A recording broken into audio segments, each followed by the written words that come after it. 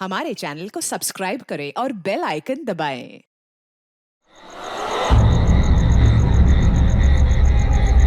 बादल, बादल, बादल कहाँ है तू? मैं आ गया। बादल, बादल, बादल, बादल।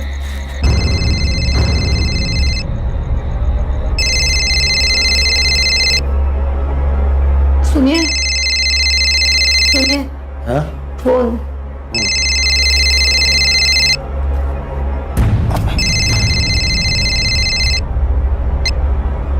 हेलो। चाचा जी, अजीत बोल रहा हूँ। हाँ अजीत बोलो, क्या बात है, इतने रात में फोन किया? चाचा जी, मैं ये झबुआ तालाब के पास वाले जंगल में हूँ। बादल का फोन आया था, बड़ा घबराया हुआ सा लग रहा था। अजीत, अजीत, अजीत, ये लोग मुझे मार डालेंगे, मुझे बचा ले अजीत, लोग मुझे मार डालेंगे। बादल क्या हुआ?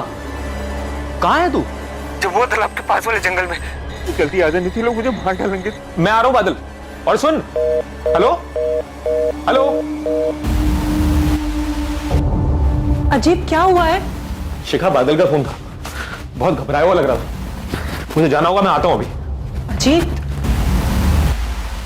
पापा, पापा दरवाजा खोलिए। पापा, मैं झबुआ तालाब जा रहा हूँ। बादल का फोन आया था, किसी मुसीबत में लग रहा है।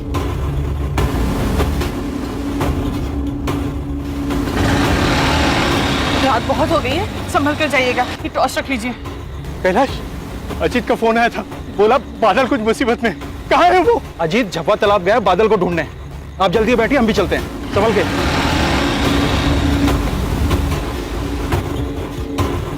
बादल, बादल, बादल, हम लोग आ गए। बादल, बादल, बादल, ए बादल, बादल, हम लोग आ गए। बादल, बादल, अरे बादल। ऐसे तो हम लोग ढूंढ नहीं पाएंगे बादल को। मुझे लगता है हमें पुलिस की मदद लेनी चाहिए। विनायक जी, आप चिंता मत कीजिए, हम झबुआ तालाब जा रहे हैं, आपके बेटे बादल को ढूंढ लेंगे। पापा, मैं इनके साथ जा रहा हूँ। आप एक काम कीजिए, आप घर जाइए, लता चाची इंतजार कर रही होगी। और बादल का फोन आया ना तो मुझे फोन कीजिएगा। बादल, बादल, बादल कहाँ है तू? बादल, बादल। अजीत, अंधेरा बहुत है और धुंधी बहुत ज्यादा है। उसने कोई एग्जैक्ट लोकेशन बताया था क्या? कोई निशानी कहाँ था वो?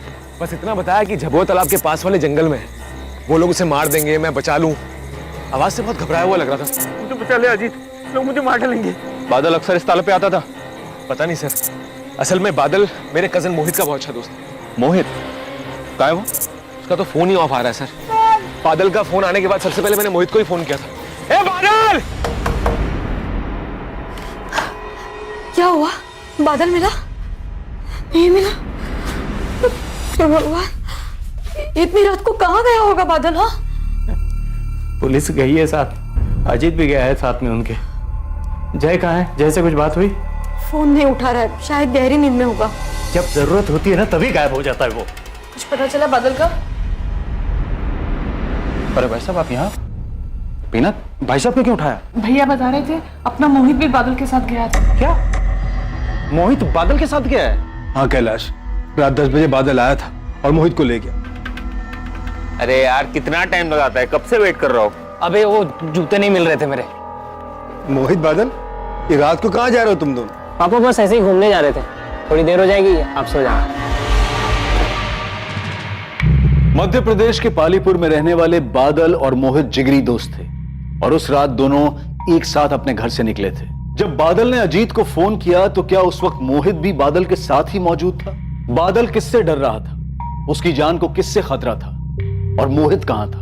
रात का अंधेरा छटते ही उनकी खबर भी सामने आने वाली थी और सामने आने वाला था एक ऐसा भयानक जुर्म जो उन तीनों के परिवार वालों के साथ साथ पूरे गांव को भी हिलाकर रख देने वाला था।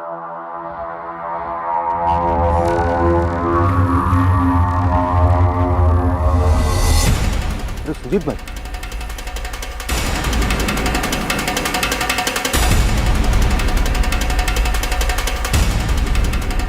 मैडम, दोनों विक्टिम के पास से कोई सामान नहीं मिला। इनका मोबाइल, वॉलेट सब गायब है। लगता है मर्डर से पहले शराब भी पी गई है, अभी भी स्मेल है।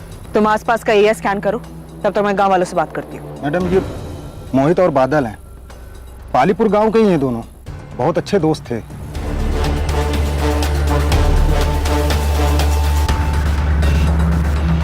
पल्लवी, कल रात बादल के लिए कंप्लेंट मिली थी। उसने मोहित के कजिन अजीत को कॉल करके कहा था कि उसकी जान खतरे में है। हमारी एक टीम झबुआ तालाब के जंगल के पास भी गई थी बादल को ढूंढने के लिए। झबुआ तालाब से? फिर कंप्लेन करने वाले अजीत को उसके मामा बलवंत ने कॉल किया। उसने बताया कि बादल के साथ मोहित भी था। हमने और सर्च किया, लेकिन घने अंधेरे की वजह से हमें वहां कुछ नहीं मिला। माँ सुबह फिर से सर्च शुरू करने वाले थे, इनकी लाशें मिलने की खबर आ गई। सर, बादल ने अजीत को फोन करके कहा था कि वो झबुआ तालाब के पास। कहाँ है तू? झबुआ तालाब के पास वाले जंगल में। लेकिन हमें इन दोनों की लाश तो यहाँ सोमबाग में मिली है। ये इलाका झबुआ तालाब वाले एरिया से कुछ 15 मिनट की दूरी पर है ना? Yes sir.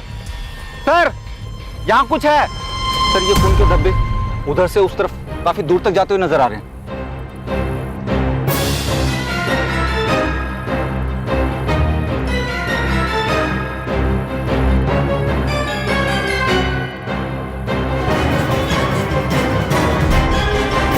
यहाँ 2 ग्लासेस पड़े हैं। शायद ये लोग यहाँ शराब पीने आए होंगे। इन पर हमला हुआ होगा और शायद अपनी जान बचाने के लिए सोमबाग गांव की तरफ भागे होंगे। तो ये भी तो पॉसिबल है कि दोनों का मर्डर यहाँ पे किया हो, क्योंकि यहाँ पे बहुत सारा खून है और मर्डर करने के बाद दोनों की बॉडीज ले जाकर सोमबाग में डंप किया गया हो। वो इतनी मेहनत क्यों करेगा? सर, मैंने फॉरेंसिक टीम को इन्फॉर्म कर दिया है और विक्टिम की फैमिलीज को।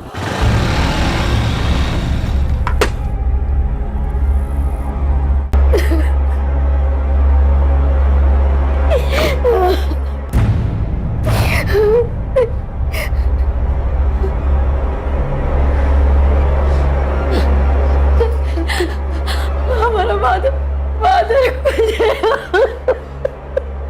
मोहित को मार दिया। क्यों मार? मामा जी संभालिए अपने आप को। मेरे बच्चे ने किसी का क्या बिगा? पापा, मां कैसी है?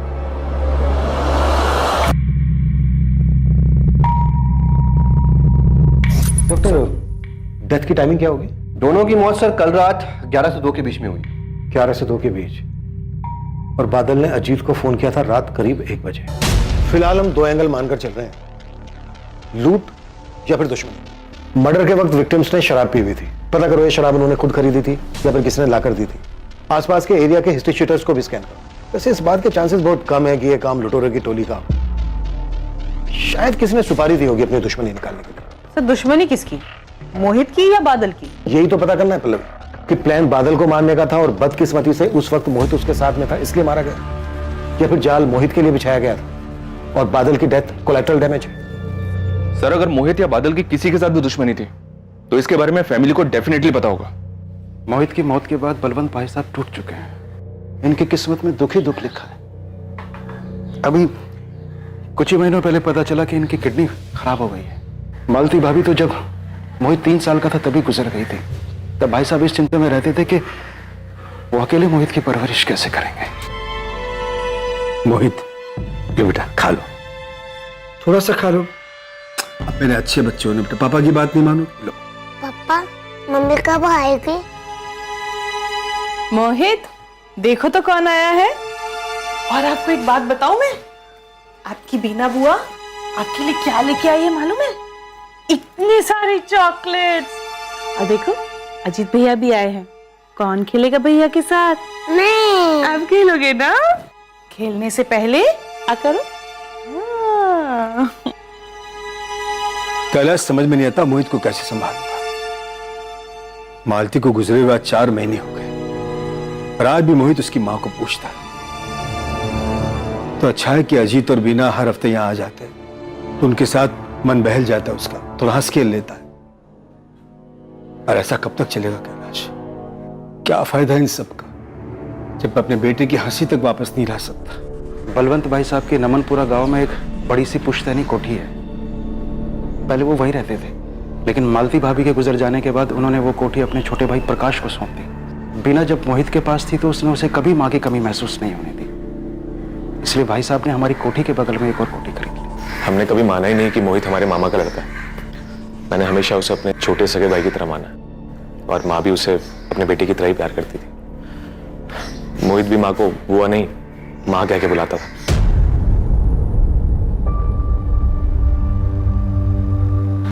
माँ, मोहित के जाने के बाद बलवंत मामा जी की तरह माँ का हाल भी बहुत बुरा। मोहित की किसी के साथ कोई दुश्मनी थी? नहीं, दुश्मनी तो नहीं थी। बलवंत जी इतने बड़े जमींदार हैं, इनकी किसी के साथ कोई दुश्मनी? ऐसी भी कैसी दुश्मनी? कि कोई इतनी बेरहमी के साथ मोहित को मार डाले। मोहित और बादल झबुआ तालाब क्यों गए थे? मुझे नहीं पता साहब। मोहित और बादल दोस्त थे, दोनों अक्सर साथ में घूमने जाया करते थे। बादल की या आपकी किसी के साथ दुश्मनी? मुझ गरीब से किसी की क्या दुश्मनी होगी? बादल तो बहुत हंसमुख लड़का था, बहुत ही जिम्मेदार, सबसे बड़े प्यार से मिलता था। उसकी भी किसी से क्या दुश्मनी होगी? आपका छोटा बेटा जय है, वो कहाँ है? वो खेत पे गया है। मर्डर वाली रात को कहाँ था वो? पड़ोस के गांव में उसके दोस्त की शादी थी, कल रात को वो वहीं था।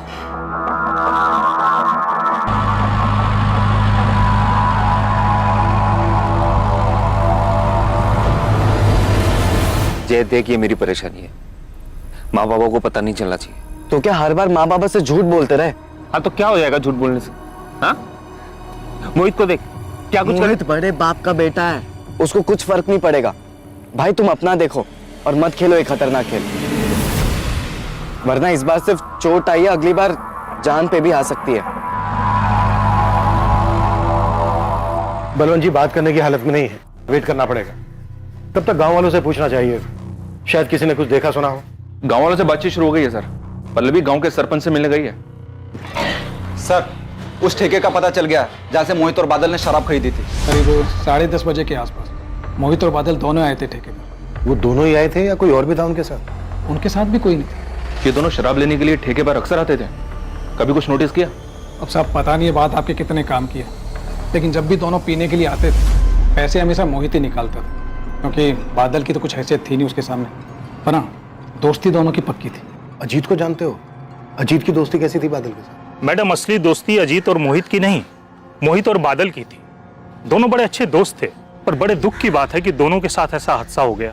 हमें भी ताज्जुब हुआ। चोरी चकारी की घटनाएं इस गांव में पहले भी कभी हुई हैं, पर इतना बड़ा कांड कभी नहीं हुआ। मोहित की किसी से दुश्मनी सरपंच जी? मोहित के पिता बलवंत जी इस गांव के नामी जमींदार हैं। सिर्फ दौलत ही नहीं, बहुत इज्जत भी कमाई है उन्होंने। ये बादल तो नामी जमींदार का बेटा नहीं था। बादल की किसी से दुश्मनी? बादल तो बहुत गरीब घर से था, और गरीब की दुश्मनी गरीबी से, पर बहुत समझदार लड़का था। सरपंच जी, बादल ने मुसीबत के वक्त ना अपने पिता को फोन किया ना भाई को फोन किया, बल्कि अपने दोस्त अजीत को फोन किया। क्यों? घर में कोई झगड़ा वगड़ा चल रहा था उसका? बादल ने सिर्फ अजीत को ही फोन क्यों किया? इस सवाल के साथ साथ कई और सवाल भी उठते हैं।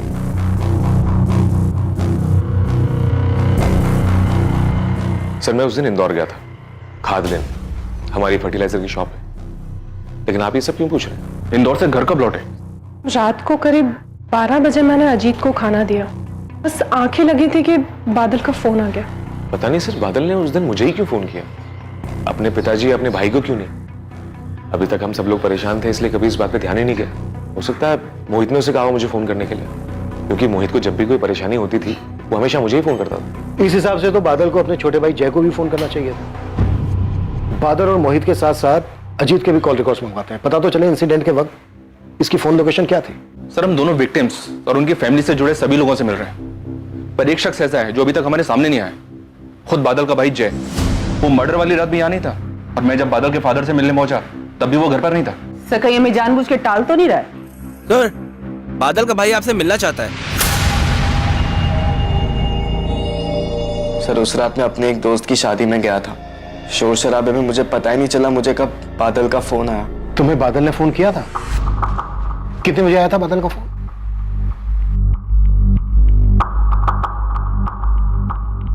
पहले बादल ने तुम्हें फोन किया 12:50 पर, उसके बाद अजीत से कांटेक्ट किया।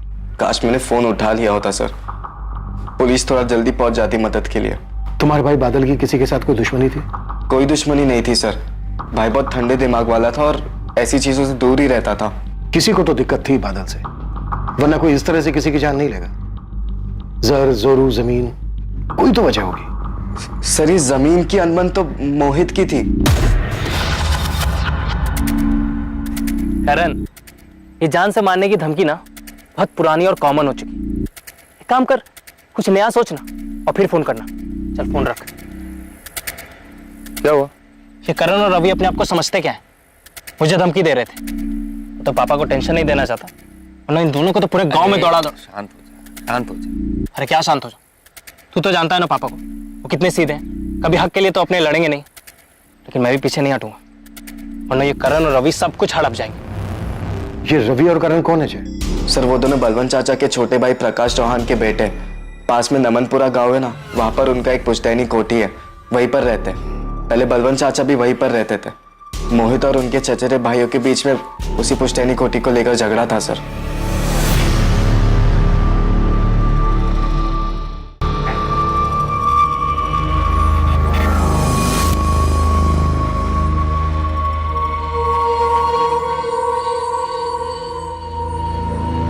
रवि, करण, पूरे दिन मोबाइल में घुसे रहते हो तुम लोग, खाने को नहीं जगह ये? अरे कम से कम कुछ काम कर लिया करो, खेतों पे ध्यान दे दो। सब कुछ नौकरों के भरोसे नहीं छोड़ सकते। वहां जाके देखो क्या हो रहा है क्या नहीं हो रहा है। आप क्यों खून जला रहे हैं इन दोनों के पीछे? चलिए जल्दी, देर हो रही है। मुझे बलवंत भाई साहब का बड़ा दुख होता है। पहले मालती भाभी, फिर मोहित, और तुम लोग भी चलो मिल के आना चाचा जी से। जी पापा। जी माँ। क्या जी पापा जी मम्मी? यार अभी तो गए थे उनके घर, फिर बार बार क्यों जाना? और वैसे भी जिसकी मौत का दुख ही ना हो उसके घर जाके भाई मुझसे ना दुखी होने की एक्टिंग नहीं हो पाए। विदिक जाना तो पड़ेगा, और वहां जाके कुछ गड़बड़ मत करना। अपने रास्ते का कांटा निकल गया है, तो जो होगा अपने हिसाब से होगा। आकाश तू परेशान मत हो भाई, मैं ठीक हूं। नहीं भैया, आप ऐसा क्यों कह रहे हैं? आप माने या ना माने, तो मोहित की बात सुनते ही ऐसा लगा जैसे किसी ने करण और रवि पे हमला कर दिया। आपकी बड़ी फिक्र होती है भैया, आप कुछ दिनों के लिए हमारे साथ चल के रहिए। नहीं प्रकाश, मैं वाकई यहाँ ठीक हूँ। अजीत और उसकी पत्नी मेरा अच्छे से ख्याल रख रहे हैं।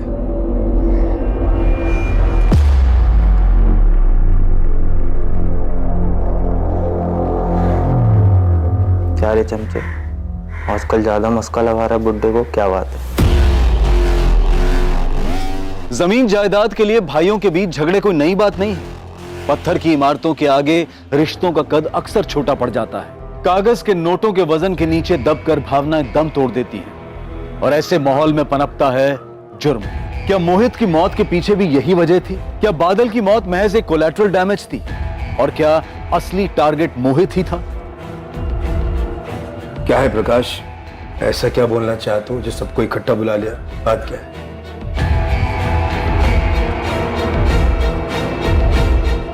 जी सर, रवि और करण चाहते थे कि हमारी जो पुश्तैनी कोठी और जमीनें हैं उनका बंटवारा आधे आधे के बजाय 70 और 30 के भाग में 70% रवि और करण को मिले और 30% मोहित को। इस बात को लेकर कोई झगड़ा था परिवार में? झगड़ा कैसा सर? अगर बंटवारे में एक भाई को थोड़ा सा ज्यादा मिल जाए तो आखिरकार जमीन और जायदाद घर में ही तो रहती है। और रही बात रवि और करण की सर, तो मोहित का उनके साथ भाई का रिश्ता था। पर रवि और करण ये ऐसा कोई रिश्ता मानते नहीं थे सर, और मोहित ये बात बखूबी जानता था, इसीलिए वो ये 70 और 30 वाले बंटवारे के खिलाफ था। भैया, हम सोच रहे थे कि कोठी और जमीन बेच के जो भी पैसा आए उसका 70-30 के हिसाब से बंटवारा कर लेते हैं। हिस्सा तो आधा आधा ही होगा चाचा जी, मतलब 50-50। किस बात का 50-50? यहाँ सारी देखरेख हम लोग करते हैं, खून पसीना हमारा बहता है। और वैसे भी आपकी इतनी सारी प्रॉपर्टीज है बड़े पापा, पुश्तैनी जायदाद में थोड़ा कम मिल जाए तो क्या दिक्कत है? हाँ, प्रॉपर्टीज है तो जलन हो रही है। मोहित, औकात में रह, समझा? जब बड़े पापा कुछ नहीं बोल रहे बीच में तू क्यों उचक रहा है? और बड़े पापा आप ही बताइए, बड़ी माँ के गुजरने के बाद आप सब कुछ छोड़ छाड़ कर चले गए बीना बुआ के पास रहने के लिए। उस समय हमारे पापा ने सब कुछ किया, जमीन की देखरेख, कोठी की मरम्मत, खेती बाड़ी, सब कुछ। आज 20 साल हो गए हैं उस बात को, और हम 70-30 का हिस्सा इसलिए बोल रहे हैं ताकि सारा परिवार राजी खुशी से रह सके। कुछ गलत बोल रहे हैं तो आप बताइए। नहीं रवि बेटा, बोल तो तू ठीक रहा है। क्या ठीक बोल रहा है पापा? बंजर जमीन थी, उस पर खून पसीना लगाकर आपने उसे उपजाऊ बनाया, तब जाकर लोग उसे हाथों हाथ खरीदने के लिए तैयार है। छोटी सी कोठी थी दादाजी की, उसे पैसे लगाकर आपने इतना आलीशान बनवाया। मोहित बेटा, मैं समझ रहा हूं तो क्या बोलना चाह रहा है, लेकिन एक बात समझो, आज जो कुछ हमारे पास है उसके लिए ना तो तुमने मेहनत की और ना ही रवि और करण। जो भी हो पापा, लेकिन मुझे 70-30 की हिस्सेदारी तो बिल्कुल मंजूर है। अगर इनकी यही जिद है तो ठीक है, छूट जाए सौदा। मोहित सुन ले, अगर तेरी वजह से सौदा टूटा ना। करण क्या बोल रहा है तू बेटा? चाहते कैलाश, क्या लगता है तुझे? मुझे क्या लगेगा भाई साहब? मोहित सही बात कह रहा है, बंटवारे का मतलब आधा आधा ही होता है। हाँ, 50-50 ही सही है, सबको बराबर मिलना चाहिए। वाह बड़े पापा, आप लोग किसकी बातें सुन रहे हैं? बाहर वालों को आप हमारे घर के मैटर में क्यों बीच में ला रहे हैं? और वैसे भी ये अजीत चमचा है, पता नहीं इसके मन में क्या चल रहा है। बकवास बंद कर करण। सर आप कहना चाहते हैं कि रवि और करण उन्होंने मारा मोहित को क्योंकि मोहित की वजह से कोठी की डील नहीं हुई थी? पॉसिबल है बल्ला जी, कोई बड़ा बायर मिला हो, मोहित की जिद के आगे डील कैंसिल हो गई हो, गुस्सा आया हो रवि करण को इस बात पर। आप ही बताइए क्या वो दोनों ऐसा कर सकते हैं? कर सकते हैं सर, बिल्कुल कर सकते हैं। वो तो मामा जी को दुख ना पहुंचे इसलिए मैंने आपसे बात छुपाई थी। दोनों आए थे मामा जी से मिलने के लिए, दुख जताने, पर दोनों के चेहरे पर सर छोटी सी शिकन तक नहीं थी।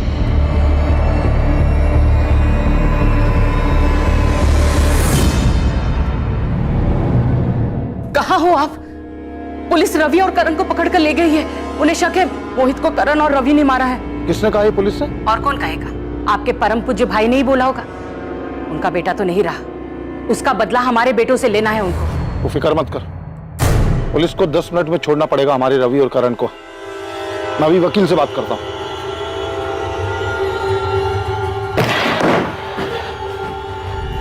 अरे बहुत हो गया गेम, अब हमारे सवालों के जवाब दो।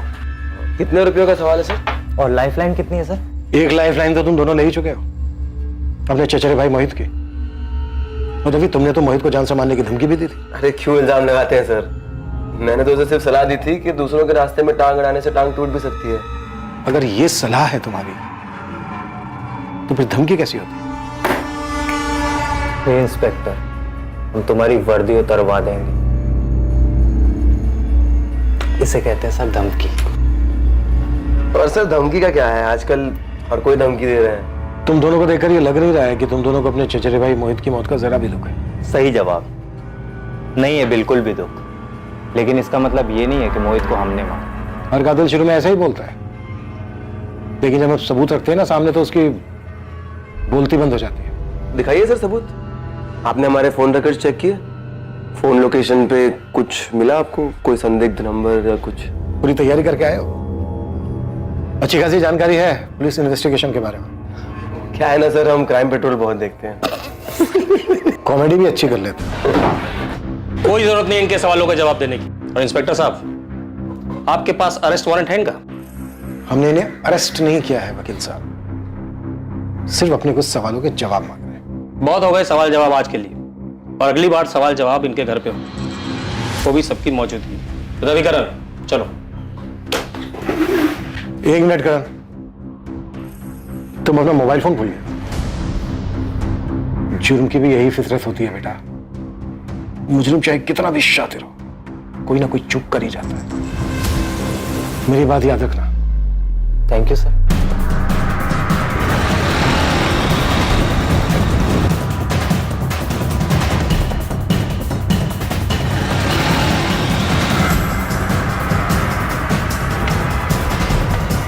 वो 2 लड़के मरे हैं ना, पालीपुर वाला केस, मोहित और बादल, उसमें से एक की सुपारी मेरे हाथ आई थी।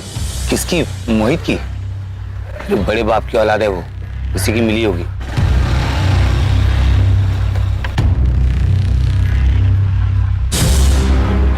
बाकी पैसा काम हो जाने के बाद। किसका टिकट काटना है?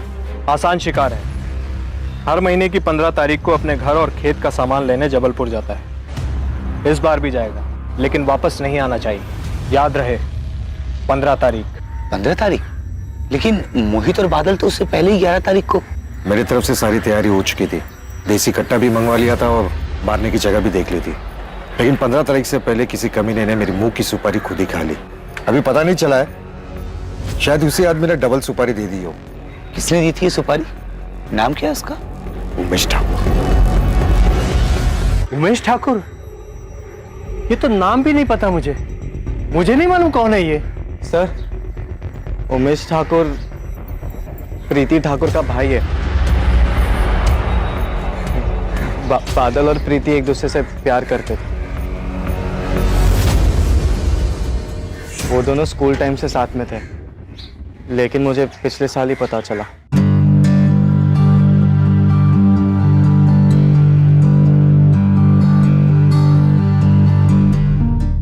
प्रीति हमारे बिरादरी की नहीं थी, इसलिए बादल ने सारी बातें छुपाई थी।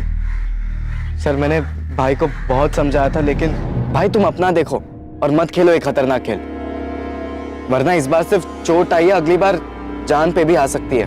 देख जय, मैं समझता हूँ कि तुझे मेरी फिक्र है, लेकिन माँ को ये बात मत बता, खामखा परेशान होंगे। और प्रीति और मैं, हम दोनों एक दूसरे को स्कूल टाइम से जानते हैं, तब से एक दूसरे से प्यार करते हैं। खून उनका भी लाल है और हमारा भी, लेकिन खून सिर्फ हमारा बहेगा भाई, वो भी उनके हाथ में। और ऐसा ही हुआ।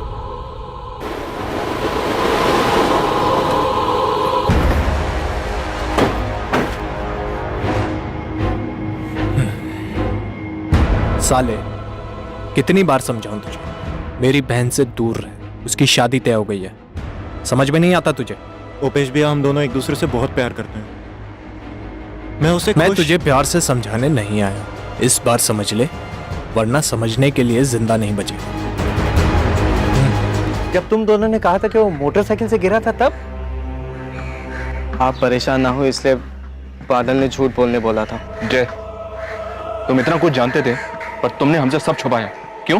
क्योंकि 2 महीने पहले प्रीति की शादी हो चुकी है बेड़ा घाट में। मुझे लगा सब कुछ ठीक हो चुका होगा। अगर सब कुछ ठीक हो गया था तो उमेश ने सुपारी क्यों दी? बादल और प्रीति प्यार करते थे? हमें नहीं पता सर, मोहित ने ऐसी किसी बात का जिक्र तक नहीं किया हमारे सामने। हम नहीं जानते प्रीति ठाकुर को।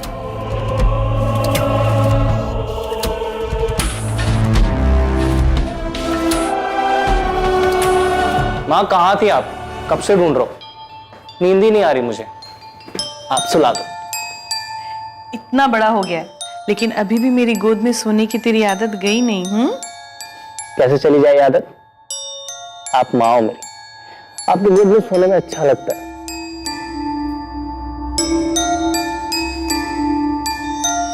अजीत, मोहित इधर है। मोहित, मैं कब से बाहर ढूंढ और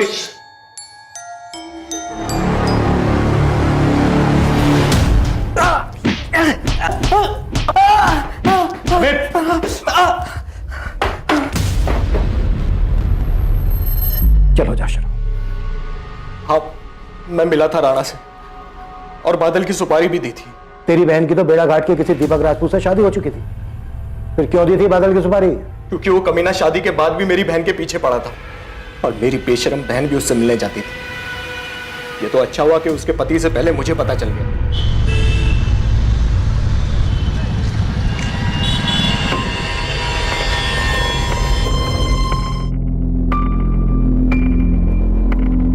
सारी सब्जी लेकर आए हो ना, वरना मेरी सास किटकिट करेगी। फिक्र मत करो, सब लेके आया। वैसे सही तरीका ढूंढा है तुमने अपने ससुराल वालों को चकमा देने का। तुम थोड़ी देर बाद निकलना, ठीक है?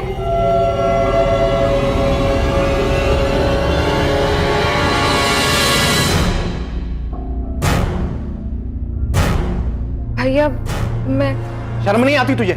तेरी शादी हो चुकी है। उमेश भैया, प्रीति को मत मारो। तू चुप कर साले, तुझे तो मैं जिंदा नहीं छोड़ूंगा। दोबारा उससे मिली ना तो भूल जाऊंगा तो मेरी बहन है। मिलूंगी।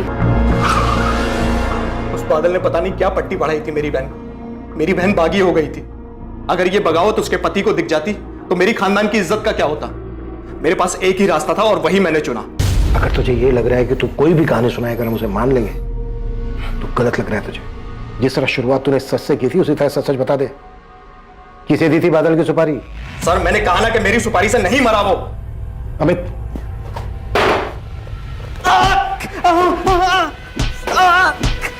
कभी लालचंद को बोला है सर सारे सुपारी गैंग्स में पता करने के लिए, और उमेश के कॉल रिकॉर्ड्स भी मंगवाए हैं। सर, ये उमेश काफी मोटी चमड़ी है, इतना थोड़ा फिर भी मुंह नहीं खोल रहा है। उसकी बहन प्रीति से बात करनी चाहिए, शायद उसे कुछ पता हो। जादव, बादल की बाइक का कुछ पता चला? इन्फॉर्मेशन तो हर जगह पहुंचा दिया सर, और चोरी का सामान डील करने वालों के यहाँ भी देखा, पर इस बाइक के बारे में किसी को कुछ पता नहीं है। ठीक है, लेकिन पता करते रहो। प्रकाश, ऐसे केसेस में पुलिस सब पर शक करती है, सबसे सवाल जवाब करती है, कि मैंने सारी पूछताछ में कभी रवि और करण का नाम तक नहीं। जब अजीत ने उन दोनों का नाम लिया तो आपने एक बार भी नहीं कहा कि वो दोनों ऐसा नहीं कर सकते। और पुलिस ने तो धमकी दी है मेरे बच्चों को कि वो लोग ये गांव छोड़ के कहीं नहीं जा सकते। दुर्गा, रवि और करण मेरे बेटे जैसे हैं, मैं उन्हें कुछ नहीं होने दूंगा। बेटे जैसे होते तो आप मान लेते उनकी बात और कोटी का हिस्सा देने से मना नहीं करते। प्रकाश, ये दुर्गा क्या बोल रही है? देखो, कभी कभी हम बच्चों की जिद के आगे मजबूर हो जाते। सही कहा आपने, औलाद से बढ़कर कुछ नहीं होता, और इस केस में अगर मेरे बेटों को कुछ हुआ ना तो मैं भी बर्दाश्त नहीं करूंगा भैया।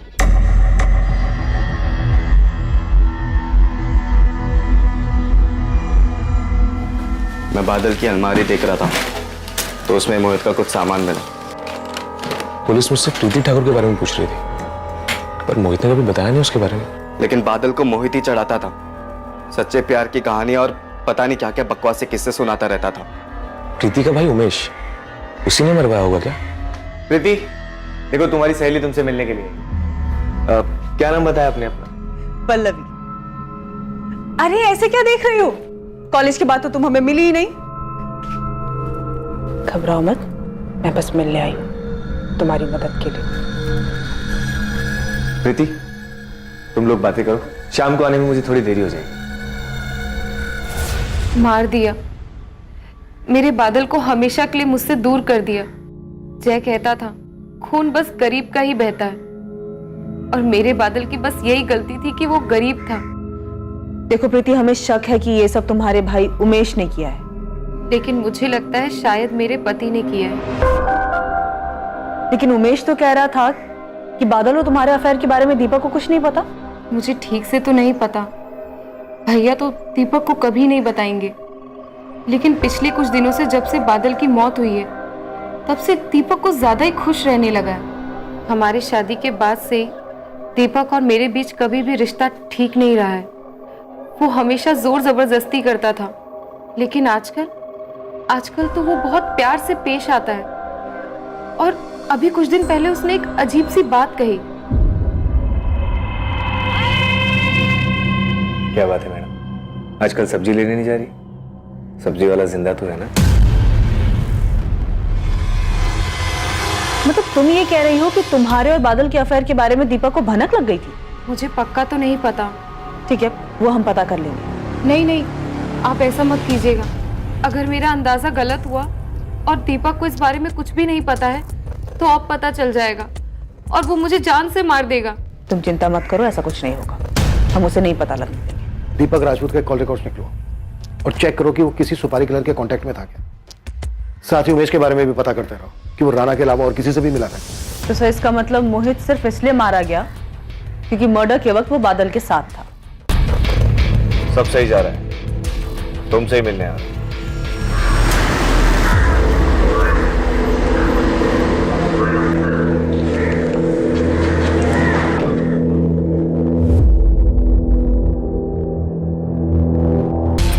क्या दीपक की करण और रवि से दोस्ती है? हाँ साहब, अब पता चला है त्रिमूर्ति साथ मिलकर जमीन की कोई डील कर रहे हैं। डील तो हुई है इनके बीच, लेकिन किस चीज की ये खुद के निकालना पड़ेगा। शुरुआत से ही पुलिस इस असमंजस में थी कि मोहित और बादल में से असली टारगेट कौन था और कौन दूसरे के साथ मौजूद रहने की वजह से मारा गया था। लेकिन अब पुलिस के पास संदिग्धों के अलग अलग विकल्प मौजूद थे। किसी की बादल से दुश्मनी थी तो किसी की मोहित से, और अब यह संभावना भी नजर आ रही थी कि शायद दोनों के दुश्मनों ने मिलकर ही इस हत्याकांड को अंजाम दिया था। सर, मुझे एक बात याद आ रही, थोड़ी पुरानी है, कोई 7-8 महीने पहले की। किससे जुड़ी हुई है, मोहित या बादल? दोनों से ही। अरे यार, कोई बात नहीं, मेरे में से ले ले। अरे नहीं, तू खा ना, मैं यही पास में ही तो है, लेके आता हूँ। ठीक है? अबे हाँ, जलेबी खाएगा? हाँ ले ले। भाई भाई लोगों को गरम गरम खिलाने का, समझा? गलती हो गई। देख के नहीं चल सकता, साला नया शर्ट खराब कर दिया। तमीज से बात करो ना भाई साहब, बोल तो रहा हूं गलती हो गई। अबे एक तो शर्ट खराब किया, ऊपर से मेरे मुंह लग रहा है। तू जानता नहीं तू मेरे को, जानता नहीं तू मेरे को, नया क्या तू? समझ में नहीं आता। भाग। उस दिन जिस आदमी का हाथ जला वो पास के नमनपुरा गांव का नटवर मौर्य है, 1 नंबर का गुंडा है सर। उस दिन उसका हाथ गलती से जला और उसके बाद जो उसने जानबूझकर किया वो बहुत ही गलत किया।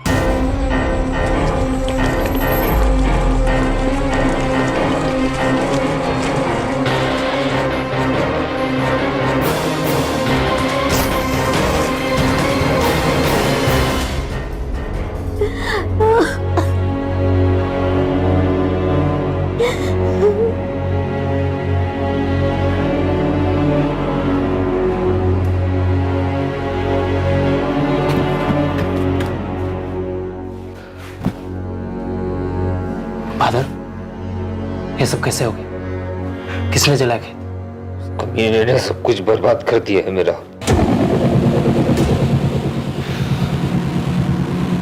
उसे मैं नहीं छोड़ूंगा। सब जानते थे ये काम नटवर मौर्य का किया हुआ है। उस दिन तो मोहित और बादल आपे से बाहर ही हो गए। बादल का बदला तो पूरा हुआ सर, पर उसके बाद दोनों गांवों के बीच बहुत तनाव बढ़ गया। दोनों तरफ मारकाट की बातें होने लगी। फिर मैंने और नमनपुरा के सरपंच ने मिलकर सबको शांत किया। हम किसान हैं साहब, फसल जल गई थी हमारी, कैसे भूल सकते उस दिन को। अगर इतनी बड़ी बात थी तो हमसे छुपाई क्यों? गलती होगी सर, सब शांत हो गया था तो हमें भी ध्यान नहीं रहा कि नेटवर्क अब भी उस झगड़े का बदला ले सकता है। बदला वक्त के साथ और बढ़ता है अजीत। उसकी टांग टूटी, ऊपर से गुंडा वो कैसे सोच लिया कि वो बाद में बदला नहीं लेगा। रवि और करण की मोहित से दुश्मनी थी, उमेश और दीपक की बादल से। तू चुप कर साले, तुझे तो मैं। फिर पता चला रवि, करण और दीपक दोस्त हैं। और अब ये नटवर मौर्य वाला एंगल सामने आया। इसकी तो अकेले की दुश्मनी थी इन दोनों मोहित और बादल से, ऊपर से क्रिमिनल भी है। मारपीट के केसेस दर्ज हैं इसके नाम पे। भाई भाई लोगों को गरम गरम खिलाने का, समझा? खिला अभी। ये एक ऐसा चक्रव्यूह है, इसमें जितना अंदर जा रहे हैं उतना ही फंसते जा रहे हैं। ये नटवर और उमेश दोनों ही नमनपुरा गांव के। उमेश तो जानता ही होगा इसको। चांसेस है कि उमेश ने ही नटवर को सुपारी दी होगी। नटवर की तो पहले से दुश्मनी थी मोहित और बादल से। मैं नहीं जानता कि ये नटवर का काम है या नहीं। मैं सिर्फ इतना जानता हूं कि मैंने कुछ नहीं किया।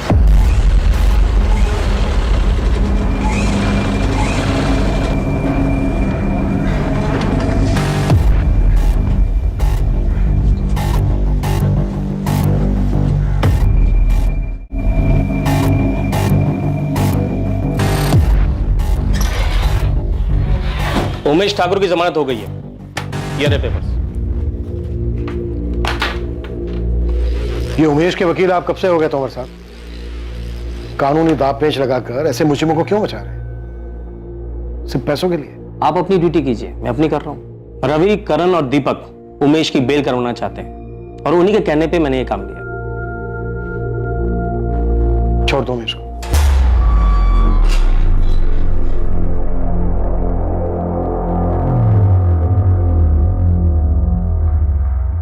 थैंक यू जीजा जी। उमेश, इसमें थैंक यू वाली कौन सी बात है? आखिरकार तुम मेरी बीवी के भाई हो, और वैसे भी तुमने कहा कुछ गलत?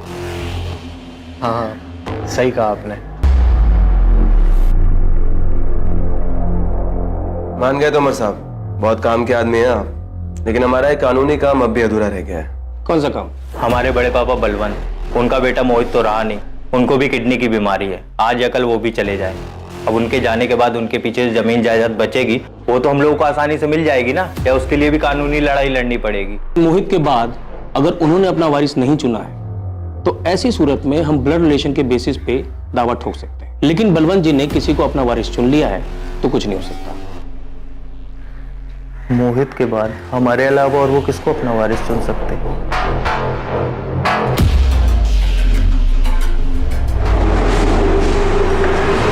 साहब, काम की खबर लाया। जबलपुर के 2 सुपारी किलर नंदू और रघु पिछले हफ्ते पालीपुर में दिखे थे। कहां से मिली खबर? पक्की? बिल्कुल पक्की है साहब। वो गन सप्लायर है मदन चाचा, उन्हीं से मिलने आए थे दोनों। नंदू और रघु बहुत पुराने सुपारी किलर हैं, 4 मर्डर कर चुके हैं, 6 हाफ मर्डर के केसेस चल रहे हैं इन पर। ये यहाँ पालीपुर में आए थे और हमें इस बात का पता तक नहीं चला। अगर ये दोनों यहाँ पर दिखे हैं तो इसका मतलब यह है कि मोहित और बादल के मर्डर में इनका हाथ है, लेकिन इन दोनों को स्ट्रैप किया गया था। इसका मतलब यह है कि गन इस्तेमाल करने की शायद जरूरत ही नहीं पड़ी।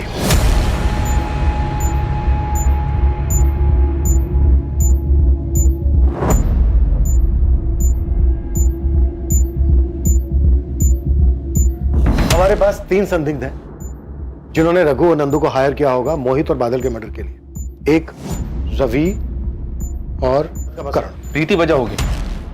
प्रीति का भाई उमेश ठाकुर पहले भी राणा नाम के सुपारी किलर्स को हायर कर चुका था सर। उमेश ठाकुर। और सर तीसरा दीपक राजपूत, प्रीति का पति। शायद दीपक राजपूत को प्रीति के अफेयर के बारे में पता चल गया होगा। दीपक राजपूत, दीपक, रवि और करण, शायद इन तीनों की मिली भगत हो। और उमेश भी इसमें शामिल हो गया होगा क्योंकि रवि करण के वकील ने ही उमेश की बेल करवाई। या फिर इस बात के भी पूरे चांसेस हैं कि इन सब ने मिलकर यह चक्रव्यूह रचा। नेटवर्क के बैकग्राउंड को देखकर भी ताज्जुब नहीं होगा सर अगर उसने किसी सुपारी किलर से कांटेक्ट किया हो। इन सबके पास अपनी अलग अलग वजह थी, पर इनमें से कौन? 2 कत्ल, कई संदिग्ध, जर, जोरू और जमीन, हर मुमकिन मकसद मौजूद था।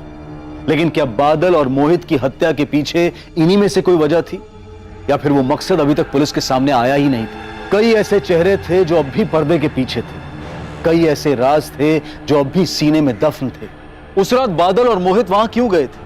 उन्हें वहां किसने बुलाया था? क्या दुश्मनी दोनों से निकाली गई थी? इन हत्याओं के पीछे का सच आखिर था क्या? इस पेचीदा केस के सच तक पहुंचने के लिए पुलिस ने क्या क्या कदम उठाए? एक एक करके इस भ्रम के जाल से सच को कैसे बाहर निकाला गया, ये हम देखेंगे कल रात 11 बजे इस केस के दूसरे और आखिरी भाग में। जय। For more updates, subscribe to our channel, click the show links and enjoy watching the videos.